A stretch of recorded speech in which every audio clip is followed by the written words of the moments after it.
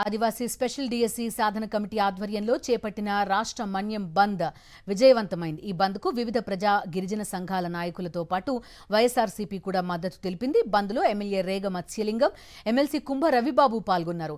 ఎన్నికల సమయంలో సీఎం చంద్రబాబు అరకు బహిరంగ సభలో జీవో నంబర్ 3ని పునరుద్ధరిస్తామని, అవసరమైతే కోర్టులో ఫైట్ చేస్తామన్నారని తెలిపారు.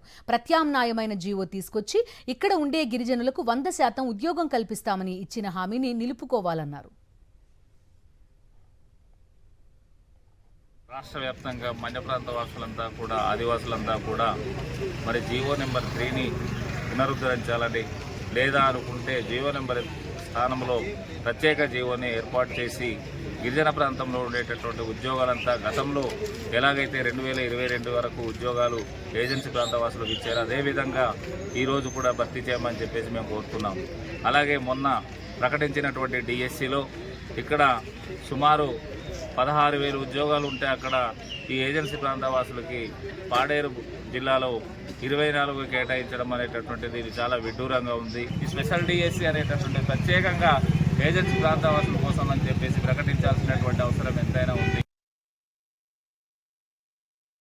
జీవో నెంబర్ 3కి ప్రత్యామ్నాయం చేయాలంటే రాజ్యాంగంలోని 5వ షెడ్యూల్లో క్లాస్ 2ని సవరించగలిగితే ఇది డెఫినెట్గా సాధ్యమవుతుంది. ఆ విధంగా మాత్రమే ఈ జీవో నెంబర్ 3కి ప్రత్యామ్నాయ జీవనం తీసుకురావాలనేటువంటి ఆలోచన చేసి సుప్రీంకోర్టులో కూడా ఇంప్లీడ్ అయ్యింది. స్టేట్ గవర్నమెంట్ ఇంప్లీడ్ అయ్యింది. ఆ ఇంప్లీడ్ అయినటువంటి దాన్ని కూడా సుప్రీంకోర్టు పట్టేసింది. అలాంటి పరిస్థితుల్లో 5th షెడ్యూల్లో ఉన్నటువంటి క్లాజ్ నెంబర్ 2ని సరిచేయాలనేటువంటి ప్రతిపాదనని ఆ రోజు ముఖ్యమంత్రి జగన్మోహన్ రెడ్డి గారు కేంద్ర ప్రభుత్వాన్ని